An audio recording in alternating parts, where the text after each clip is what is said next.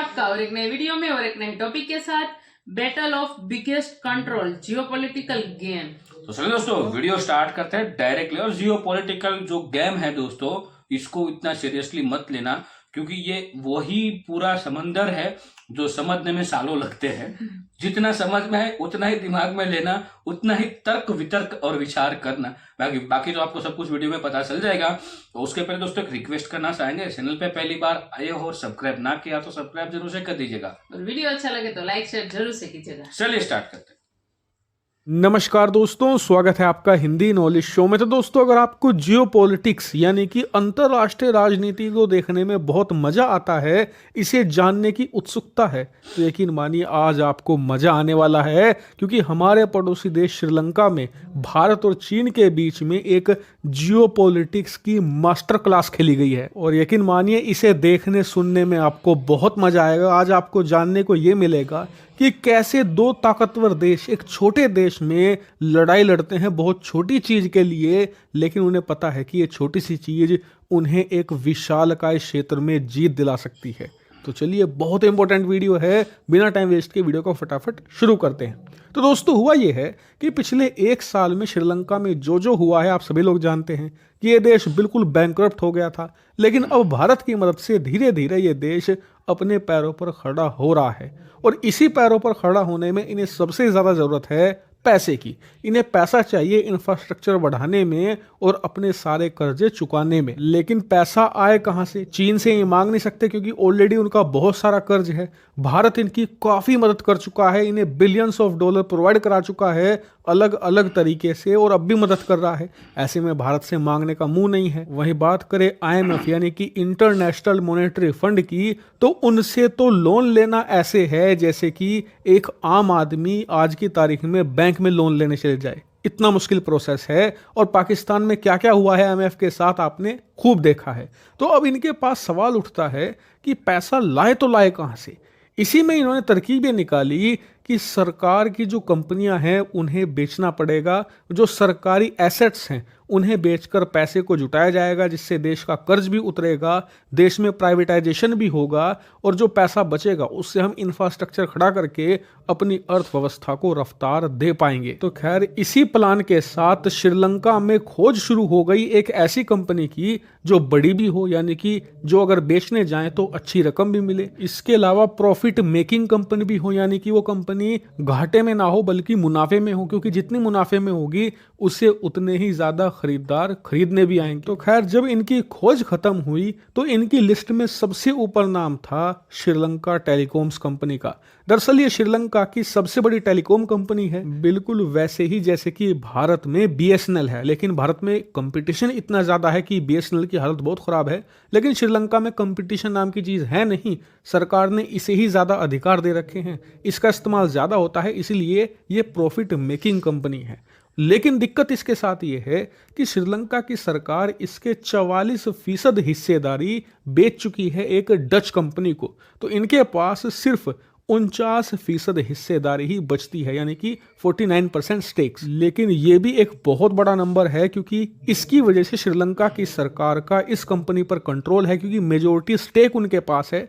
इसी वजह से इसे एक सरकारी कंपनी ही बोला जाता है। तो खैर, श्रीलंका की सरकार ने इसको बेचने के लिए एक एडवर्टीजमेंट निकाला, और उस एडवर्टीजमेंट को सबसे पहले किसने देखा? समझ गए होंगे, चाइनीज कंपनियों ने। चीनी कंपनियों ने सबसे पहले देखकर श्रीलंका की सरकार के सामने प्रपोजल भेजने शुरू कर दिए इस कंपनी को खरीदने के, कि जी हम इतने करोड़ में खरीद लेंगे, हम आपको इतने बिलियन डॉलर दे देंगे, हम ये कंट्रोल रखेंगे, ये आपको देंगे। इस तरह के प्रपोजल भेजे गए। अब ये प्रपोजल की खबर भारत तक भी पहुंची, लेकिन भारत के लिए एक बड़ा खतरा था, क्योंकि अगर ये टेलीकॉम कंपनी चीन के हाथ में चली जाती तो दिक्कत ये थी कि श्रीलंका के अंदर जितने भी टावर थे, जी हाँ, जितने भी मोबाइल टावर थे, वो भी चीनियों के हाथ में आते। और डर ये था कि कहीं चीन की कंपनियां चीनी सरकार की मदद ना करने लगे और इन टावर पर ऐसी डिवाइस ना लगा दे जिससे कि भारत की जासूसी करना और आसान हो जाए। क्योंकि भारत के ज्यादातर जितने भी मिसाइल टेस्ट होते हैं, इसरो के जितने भी रॉकेट टेस्ट होते हैं, सब श्रीलंका के पास से ही होकर गुजरते हैं। ऐसे में चीन को उन्हें जासूसी करना और भी ज्यादा आसान होता। इसी वजह से भारत की जियो कंपनी भी इस मुकाबले में कूद पड़ी और अब बताया जा रहा है कि जियो इस कंपनी को अक्वायर करने में बिल्कुल फ्रंट पोजीशन पर आ चुकी है, बहुत ही एग्रेसिवली काम कर रही है। और बताया जा रहा है कि अगर जियो चीनी कंपनियों के बराबर ही बिड डाल देती है या उससे थोड़ी कम भी डालती है तो पूरी संभावना है कि ये पूरी कंपनी जियो को ही मिलेगी, क्योंकि श्रीलंका की सरकार को इस बात की शर्म है कि पिछले 1-1.5 साल में कैसे भारत ने उन्हें संकट से निकाला है। और बताया जा रहा है कि अगर भारतीय जियो को ये कंपनी मिल जाती है तो इसी के साथ ना सिर्फ हम चीनी प्रभाव को खत्म करेंगे, बल्कि ये भी याद रखिए कि श्रीलंका का पूरा टेलीकॉम सेक्टर भारत के पास आ जाएगा, भारत डोमिनेट करेगा। हालांकि इस मामले पर जो भी खबर आएगी, चाहे अच्छी हो हमारे लिए बुरी हो, मैं आपको जरूर बताऊंगा। और हाँ, इस पूरे मुद्दे पर आपका ओपिनियन क्या है कमेंट करके आप मुझे इसी वीडियो में बताइए। फिलहाल इस वीडियो में इतना ही। Thank you very much for watching video. So thank दोस्तों, वीडियो को यहाँ तक देखने के लिए। न्यूज तो बढ़िया थी। इस वीडियो के पहले ही वाले वीडियो में मैंने एक जिक्र किया था, जो श्रीलंका है वो उसका जो झुकाव था चाइना की ओर से वो हट चुका है। जब वहां पे क्राइसिस हुए थे तो संभाला था भारत ने बहुत सारे रुपये वहां पे इन्वेस्ट किए हैं। और अब ये जो न्यूज थी, बट लाना तो 2 दिन पहले से आता था हम, लेकिन कोई कंफर्म न्यूज नहीं आ रही थी। लेकिन अब ये कंफर्म हो चुका है।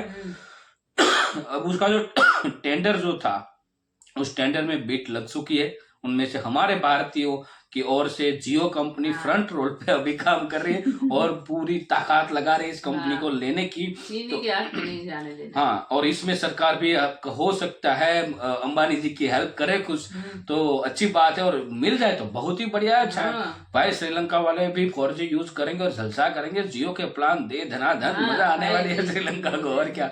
और श्रीलंका के देखो, श्रीलंका भारत का देखो, हम तो ये रामायण के तौर पे हम जो बातें करें उसको भूल जाओ यार, वो पूरा अलग है। और अभी के जो श्रीलंका है वो भी श्रीलंका अलग है, तो उसको हमें उस तरह से देखना पड़ेगा। और श्रीलंका भी चाहता है कि वो भारत का साथ कभी ना छोड़े, क्योंकि पहलो सगो पड़ोसी, ये गुजराती में कहावत है कि सबसे पहला जो रिलेटिव्स हमारे होते हैं वो पड़ोसी होते हैं। चाइना तो बहुत दूर रहा। जब श्रीलंका को इमरजेंसी जब कोई चीज की जरूरत पड़ेगी तो सबसे पहले कोई दे सकता है तो वो है भारत। चाइना तो भाई उसका मतलब की काम करता है। और श्रीलंका को यदि डेवलप होना है तो उसको भारत के साथ रहना ही पड़ेगा। बाकी 2-3 मुल्क है हमारे पड़ोसी, जिसमें नेपाल, बांग्लादेश और ये मालदीव। इन लोगों को अभी क्या है कि भारत ने जो इतना प्यार दिया है ना, वो प्यार वो मतलब उसको डिजर्व नहीं करते वो लोग। डिजर्व तो पहले करते थे, अब नहीं करते हैं। अभी नहीं करते। अब वहां पे भी बांग्लादेश में जो वहां पे जो कम्युनिस्ट पार्टी है वो भी इंडिया आउट का स्लोगन से काम कर रहे हैं। नेपाल में भी वहां की जो विरोध पक्ष में जो पार्टी है वो भी इंडिया आउट का काम कर रही है। ये मालदीव में चल गए इंडिया आउट और वो पार्टी आ गई सत्ता में, तो अभी इन लोगों को भी लग रहा है कि हम भी आ सकते। बिल्कुल। तो दोस्तों, बाकी इस वीडियो के बारे में आपकी क्या राय है? इस न्यूज से आप खुश हुए या नहीं, एक कमेंट में लिखकर जरूर बताएगा। जियोपॉलिटिकली हमें वर्ल्ड वाइड समझना बहुत ही मुश्किल है। आशा करेंगे वीडियो पसंद आई होगी। फिलहाल हम आपसे विदा ले रहे, मिलेंगे और एक नई वीडियो में आपके साथ। टिल देन, जय हिंद, जय भारत।